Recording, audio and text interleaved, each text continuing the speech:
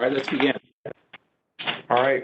Good morning. Welcome to the Board of Liquor License Commissioners for Baltimore City's morning violation docket. Today is Thursday, September 3rd, 2020. The board will be hearing violations today. Just going through the packet very quickly regarding this hearing. If you'd like to access this hearing, you can click on the link, the blue hyperlink here, and put in the access code and password as you see on this page. Please note that this is also found on our website at the hearings link. If you go to llb.baltimorecity.gov, you'll have access to all this information. If you don't have a smartphone or iPad or computer available, you can call in and listen in to the hearings on the phone number below. That's also found on our website. Materials, the copy of the short docket, which are all the materials the board reviews, can be found online at the link that you see, llb.baltimorecity.gov/hearings-schedule. We have a 48-hour evidence rule. All the evidence from this hearing should be sent to Ms. Russell by September 1st, 2020. Should be emailed to her. Attempts to provide any further documentation after 11 a.m. on Tuesday, September 1st could lead to a postponement of your hearing. The procedures for this docket, I myself, the Deputy Executive Secretary, will read the instructions and call the cases. When the case is called, I will pull you, the licensee, and or your representative into the hearing. At that time, you will be sworn in by a court reporter, and the board will present its case. You have an opportunity to admit or deny, and if you deny, present your case. The board will then make a decision on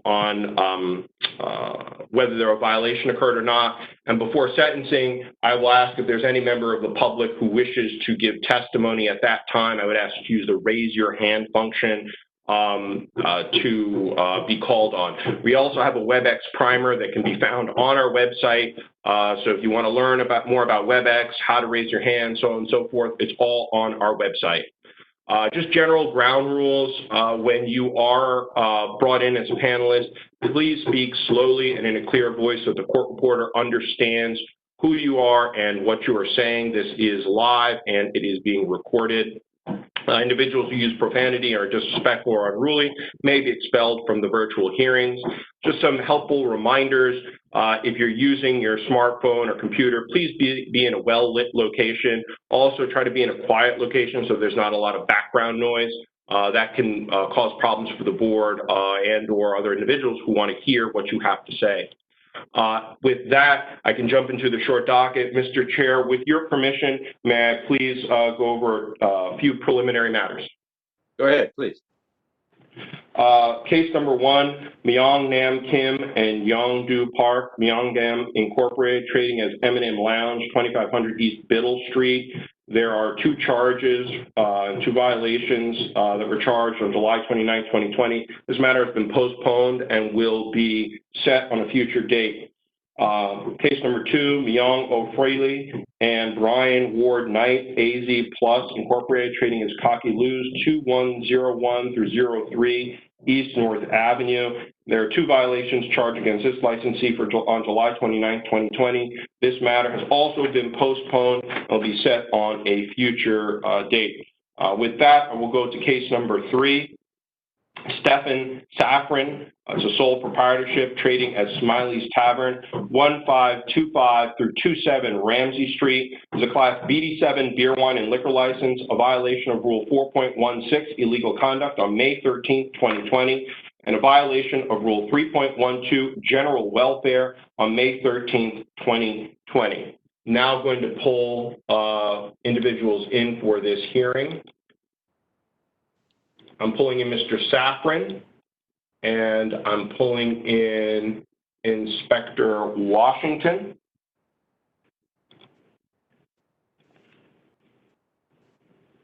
I have both those individuals pulled in, and they're coming online. Inspector Washington, Mr. Safran, can you please turn on your video footage so the court reporter can swear you in? I believe I am. Start my video. It takes a second to come online, sir. Oh, okay.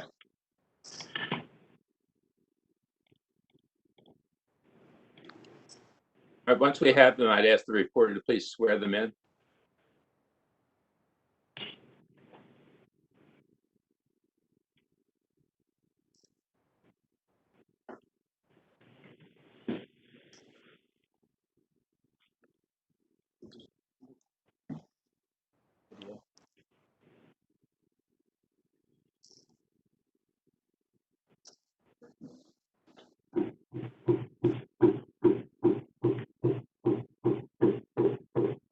I see I see Inspector Washington and his video footage, Madam Court Reporter, and Mr. Safran, I see he's turned on his video as well.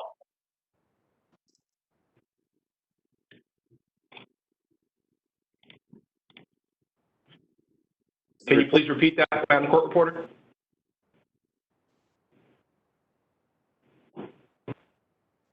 I've unmuted her. She has a phone. She's on a phone line too. Right hand. Madam Court. Please raise your right hand. Thank you. Do you solemnly swear or affirm that the testimony you are about to give shall be the truth, the whole truth, and nothing but the truth, to help you God, or under penalty of perjury? Yes. Yes, I do. Okay, thank you. Mr. Safran, I'm Albert Matriciani, Chairman of the Board. You are charged with 2 violations on May 13, 2020. Do you wish to admit those and explain them to us, or do you want to deny them and have us put on testimony? I'd like to deny him. Okay, then I'll ask Inspector Washington to testify, please. Are we ready from the beginning? Yes. Well, on the said date, we had a 311 complaint that came out.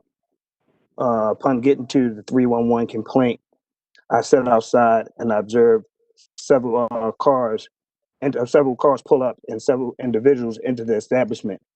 After a set amount of people were in the establishment, I felt for officer safety or my safety to contact the 7th District Police Department. They asked someone to meet me there because they were in clear violation of the general order, of the executive order. Once the officers met me there, not only one officer, several officers from the district met me there. And I knocked on the door and they let me in. Upon coming in, I saw several patrons sitting at the bar with open drinks on the bar, open beer bottles. And upon going behind the bar, looked in the trash can, there was beer bottles in the trash can. And on the counter, it was a tab of 3 patrons that was in there with a total on it.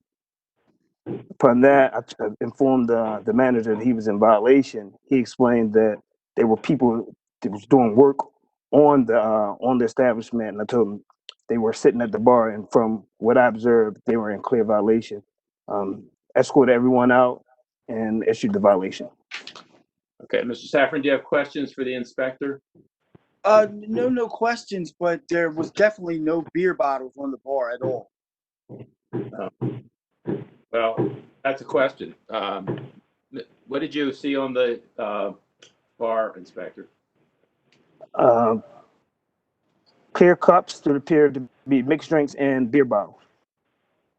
Okay, so we have a discrepancy in the testimony. All right. So, Mr. Safran, do you have any other questions?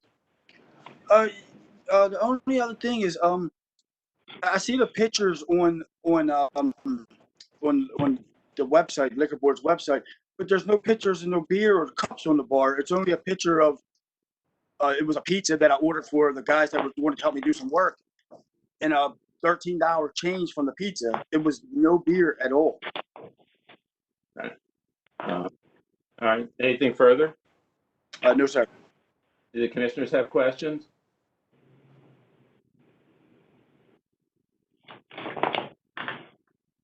Commissioners? I have no questions at this time. Thank you. Mr. Safran, your testimony, just so we're clear, is that you were serving there was no on-premise consumption. No, sir. So your testimony is that you ordered a pizza and people were working in your restaurant, but they were not drinking. Yes. Okay. Thank you. Thank you. Do we have public comment, Mr. Akers? If there are any members of the public who wish to give testimony now, please use the raise your hand function so I can pull you in as a panelist. Mr. Chairman, I see no individuals who wish to give testimony in this case. Okay. Anything further, Mr. Safran, before we? No, sir. Okay. On the basis of the materials contained in the charging documents, including the governor's executive order and the testimony received from the inspector from the licensee, I find the testimony of the inspector more credible with respect to the materials that he observed on the bar. On the other hand, so I find a violation of Rule 4.16 on May 13, 2020, and a violation of Rule 3.12 on May 13, 2020. But I understand the difficulties that everybody's going through. Mr. Safran has a clean record. He's had this license for 10 years without other violations, and perhaps there was some confusion. So I would impose nominal sanctions of $100 as to each and give him 30 days to pay.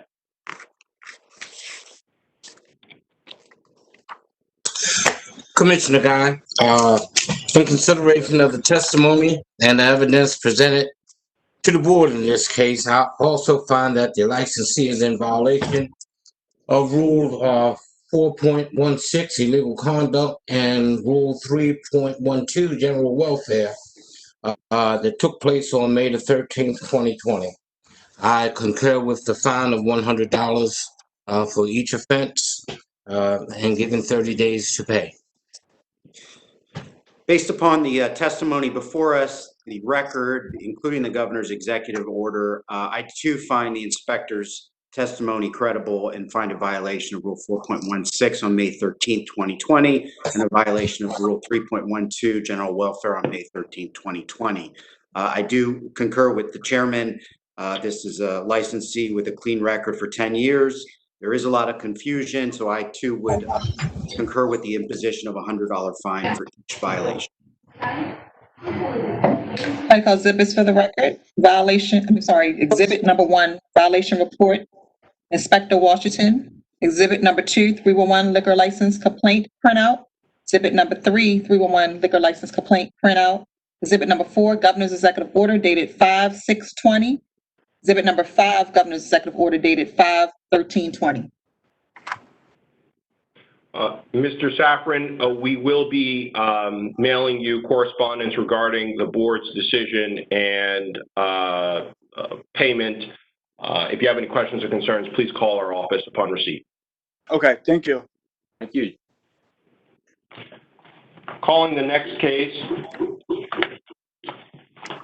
Jonathan Richard Pannoni, John Porter Jr., and George Watson, LP Grand Central LLC, trading as with no trade name, Grand Central, 1001 through 03 North Charles Street, is a Class BD7 beer, wine, and liquor license.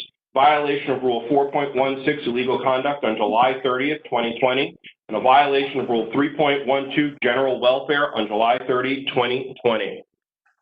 It's going to bring all the parties in.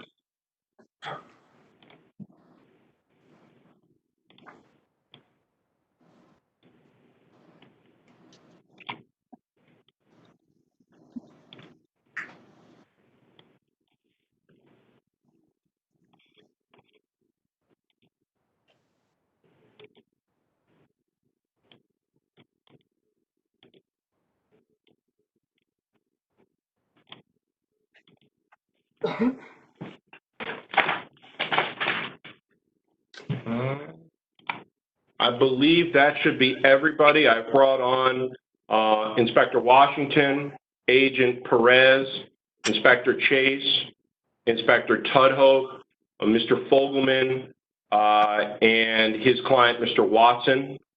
They're all coming on slowly. And I'm going to unmute everyone. I would ask that, because I know the court reporter is about to swear people in, please, if you have any background noise, please be mindful. Speak loudly. A lot of feedback, Mr. Watson. Okay. Are you sure you've muted? I just don't see Ms. Tucker.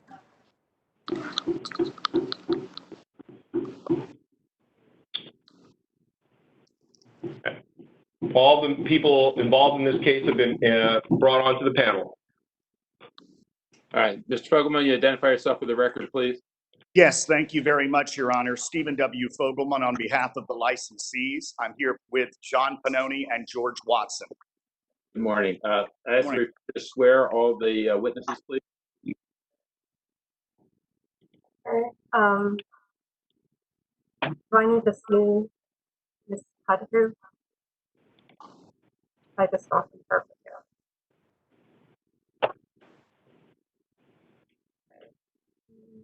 you. Mr. Watson. Okay. I see.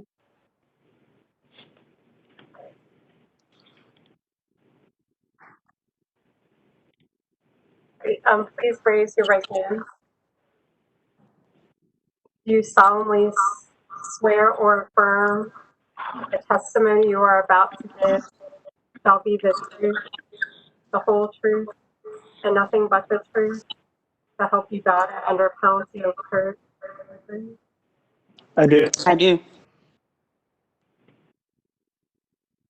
Will you be able to say your names before saying I do?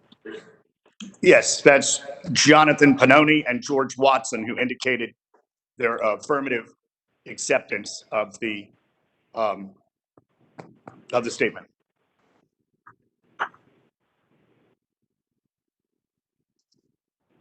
Do we have everyone? All right, Mr. Fogelman, your clients were charged with 2 violations on July 30. Do they want to admit or deny them? They will admit to the violation, Your Honor. Okay. Did you want to present some proffer or testimony in mitigation? Yes, thank you. I'll be brief. Okay. In this instance, it was a Thursday night, July 30th. We were recently under the mayor's executive order eliminating all indoor service for patrons. And it was not expected to be a busy night. The general manager, Mr. Hayes, was off that night. There was one bartender in charge. The management, neither the management nor the licensees were aware of indoor patrons that night. Neither were they aware of any alleged show or live performance that was mentioned in the 311 complaint. I don't believe the inspectors ever found any live entertainment preparing to go on, but that's obviously beside the point here. The point is that there were patrons indoors during the prohibition thereon. So as far as remedial measures, and the licensees are full of contrition here. They were very upset to learn that they'd received a violation from the liquor board, having had no previous violations. Mr. Dimbo, the employee who was on duty, I believe he was polite and cooperative with the inspectors, but he was let go after the incident. So the board may remember this case from last year, the transfer case.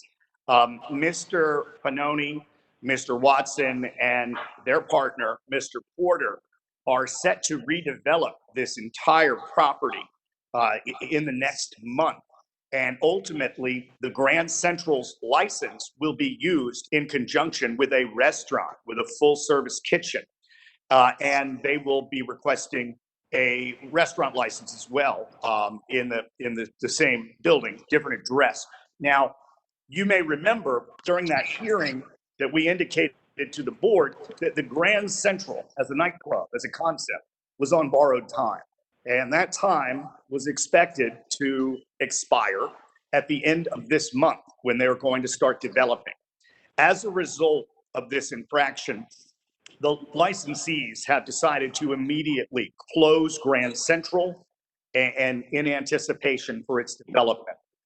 It will cost them lost revenue over the next 3.5 weeks, but they think it's the best that they can do in order to ensure 100% compliance with liquor laws. And they are very grateful for your time today. Other things I just might want to mention, I'd like to ask you to consider merging the offenses for purposes of disposition or sentencing. But that's all I have. Thank you very much. right, thank you. Do the commissioners have questions? Commissioner Guy, no, I have no questions on this. So I'm just quick, briefly, Mr. Fogelman, curious, it's, those pictures are pretty extreme, and it sounds like Mr. Dimbo was completely overwhelmed. Is that what happened? I mean, was he completely unable to just turn people away? Well, as I say, he was there, the GM was not. So I don't know exactly how it went down, but obviously Mr. Dimbo did indicate to the inspectors that he was having a hard time controlling patrons and what they were doing on the inside. And when you do have outdoor and indoor, that is a separate dimension to add to running the place. So it is possible that there were not enough employees on that night. However, given 0% capacity, one would think that you would be able to pull that off. So I don't understand, and I don't think we'll ever know. Maybe the inspectors would even have a better understanding to answer your question. But like I said, the best thing they can do is to shut the operation, and they have. Thank you. Appreciate it. Mr. Akers, do we have members of the public who wish to address us? If there are any members of the public that wish to speak on this matter, please use the raise your hand function. We can make you a panelist. Chief Inspector would like to be a panelist in this case. See, he's using the raise his hand function. So I'm putting him on right now. Okay.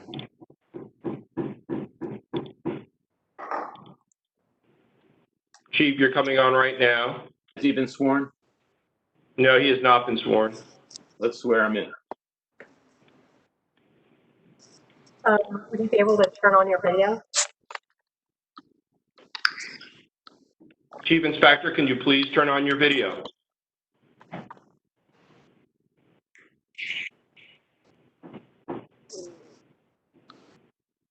Mr. Chief, can you please turn on your video? You let them know that I can't turn it on. Yeah, I'll use it. I'm sorry, I couldn't turn it on. I'm using Inspector Washington.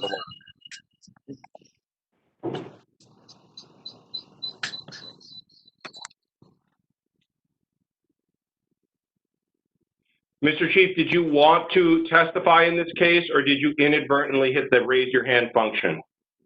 No, I just wanted to say real quick that although it was a first, problem. Mr. Chief, you've got a lot of background noise.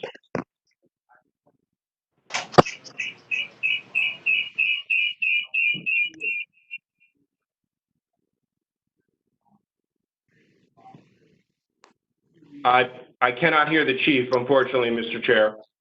I can't either. Is there a way? We can't swear him and we can't hear him. I don't know what we're supposed to do.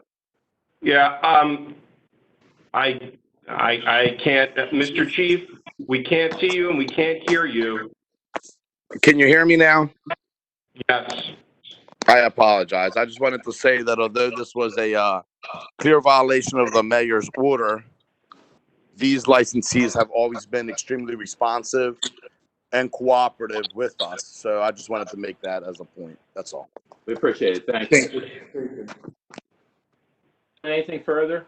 Just real brief, I want to mention that the future concept for the restaurant at Grand Central enjoys wide support of the greater Mount Vernon community. They went to 3 different meetings and hosted 3 different meetings to introduce the restaurant plans to MDBA and the general public, and it was all extremely well received. So the next incarnation of this establishment, we're excited about it. And like I said, we feel that this is a one-off and will never happen again. Okay, thank you. On the basis then of the materials contained in the charging documents, including the executive orders that are at issue and the admission proffered by Mr. Fogelman on behalf of his clients, I would find a violation of Rule 4.16 on July 30, 2020, and a violation of Rule 3.12 on July 30, 2020. It seems like they made a bad employment decision with Mr. Dimbo, and I hope they're more careful in the future because he was not able to deal with this situation at all. But they have no prior violations. They're on the right path to trying to do something good in that area.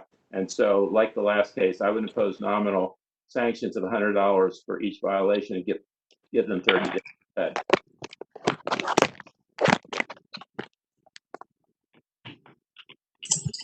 Commissioner Guy, I concur with the ruling.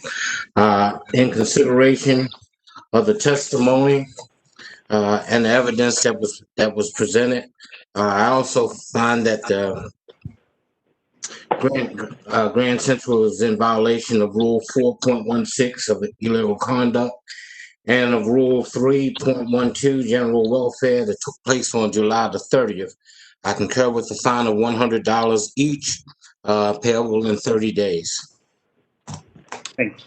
Based upon the proffers of counsel and the mayor's executive order, the governor's executive order, I too would find a violation of Rule 4.16 on July 30th, 2020, and a violation of Rule 3.12 on July 30th, 2020.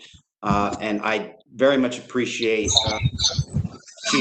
Chief Inspector's contribution about how cooperative Grand Central has been and what they're attempting to do in the future, and would concur with the imposition of $100 fine for each violation. Thank you all. I'd like to call exhibits for the record. Violation report, Agent Perez. Exhibit number 2, 311, liquor license complaint printout. Exhibit number 3, Mayor's Executive Order dated 7/24/20. Exhibit number 4, Governor's Executive Order dated 6/10/20. Mr. Fogelman, we will be sending you correspondence via mail regarding the board's decision and payment. Thank you, Mr. Akers. Thank you all. Good morning. Calling the next case, Marjorie Brumwell, Charles Burke, and William Green, MR Green Incorporated, trading as Margaret's Place, 349 through 51 South Calhoun Street, is a violation of Rule 4.16, illegal conduct, on May 13, 2020, a violation of Rule 3.12, general welfare, on May 13, 2020. You bear with me. I will bring in all of the responsible parties.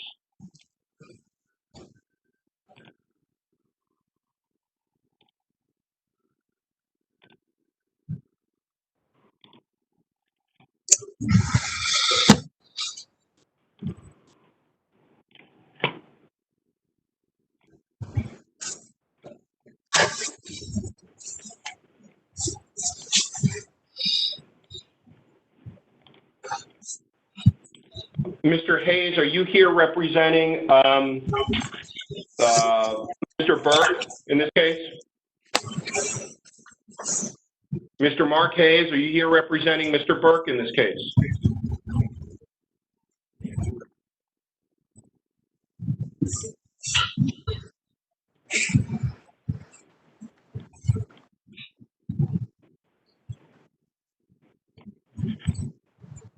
Making Mr. Hayes a panelist, I believe I got an email from him earlier associated with this case.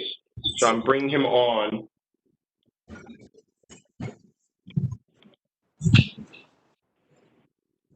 I have Inspector Washington, who's present. There's one more individual, Mr. Chair. I'm just going to check with them, who looks like they just logged on to the hearing.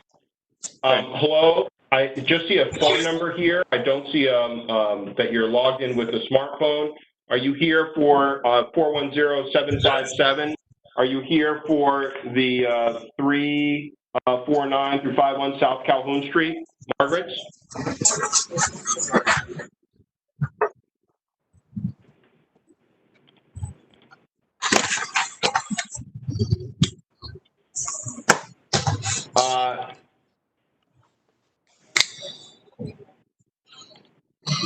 So, Mr. Chair, I have I don't have anybody from Margaret's on. However, I was just forwarded a voicemail from the Assistant Executive Secretary from somebody from Margaret's, which I can't really listen to right now. What are you doing? It seems like the individual. We've served the individual, Mr. Chair. It seems like the individual had problems getting online. We're kind of at a loss because we don't have the licensee. We do have our inspectors. The licensee's been served. Yes, okay. Well, I'll leave it. Do the commissioners want to continue this to another date, or do you want to go forward?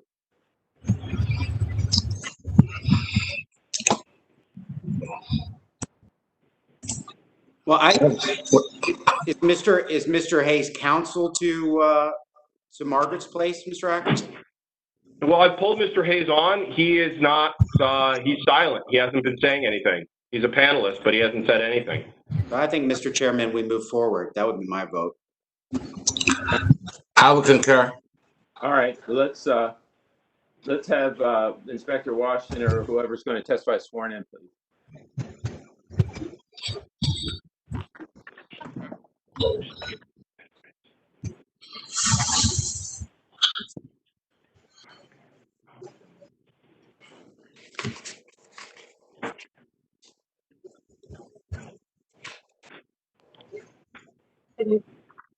Did you hear that?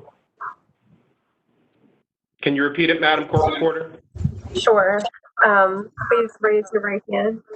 Do you solemnly swear or affirm that the testimony you are about to give shall be the truth, the whole truth, and nothing but the truth, to help you God, or under penalty of perjury? I do. Okay.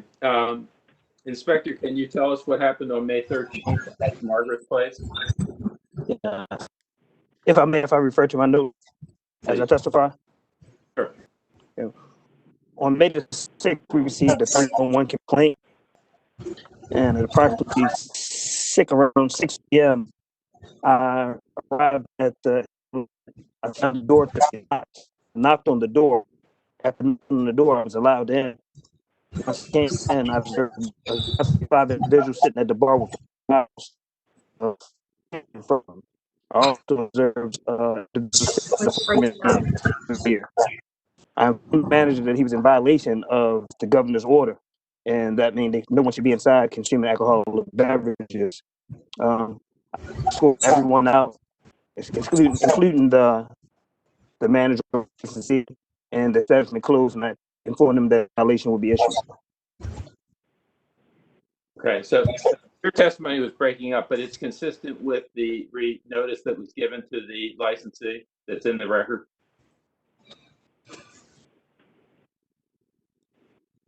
Inspector? Yes, sir. That is correct. Okay. Commissioner, have a question? I have no questions. You said when you walked in, you observed them with drinking alcoholic beverages. Am I correct? That is correct. That is correct. It was up to 5 individuals. That is correct. Okay. I don't have any questions. No. Nope, no questions, Mr. Chairman. All right, do we have public comment on this case, Mr. Ackers? If there are any individuals from the public who wish to give testimony at this time, please use the raise your hand function. I see no individuals who wish to give testimony in this case.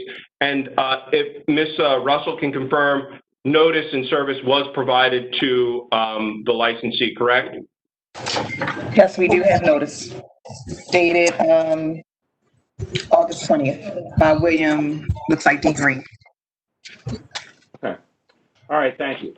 On the basis of the materials contained in the charging documents, including the executive order, testimony, Inspector Washington, and the failure of the licensees to respond or appear, I find a violation of Rule 4.16 on May 13, 2020, and a violation of Rule 3.12 on May 13, 2020. This licensee has had some past infractions, but the last one was 7 years ago. So while they're in a different situation than the prior ones, I would impose $150 fine as each of violation for a $300 total. I'll give them 30 days. Commissioner Guy, also, in consideration of the testimony and evidence presented by the inspector on this particular case, I concur with that there was a violation of Rule 4.16, illegal conduct, and Rule 3.12, general welfare. It both took place on May the 13th, 2020. I concur with the fine of $150 for each offense payable in 30 days. Thank you. I too, based upon the material provided, the executive orders and the testimony, which I found very credible from Inspector Washington, I find a violation of Rule 4.16, illegal conduct, on May 13, 2020, as well as a violation of Rule 3.12, general welfare, on May 13, 2020, and concur with the imposition of a $150 fine to each. 30 days to. Like exhibits for the record, violation report, Inspector Washington, exhibit number 2, 311 complaint. Exhibit number 3, Governor's executive order dated 5/6/20. 4, Governor's executive order dated 5/13/2020. Thank you. Yeah, Mr. Ackers, you'll be sending notice to the licensees. I will be sending notice to the licensees. We will be mailing correspondence with the decision of the board and the payment. Okay, thank you. So I believe that concludes our docket for today, and we'll recess until next week. Thank you. Thank We'll you. be the board will be in recess until 9/10/2020 at 11 a.m. Thank you. Thank you, everyone. Have a nice day. Thank you. Thank you. Have a good day.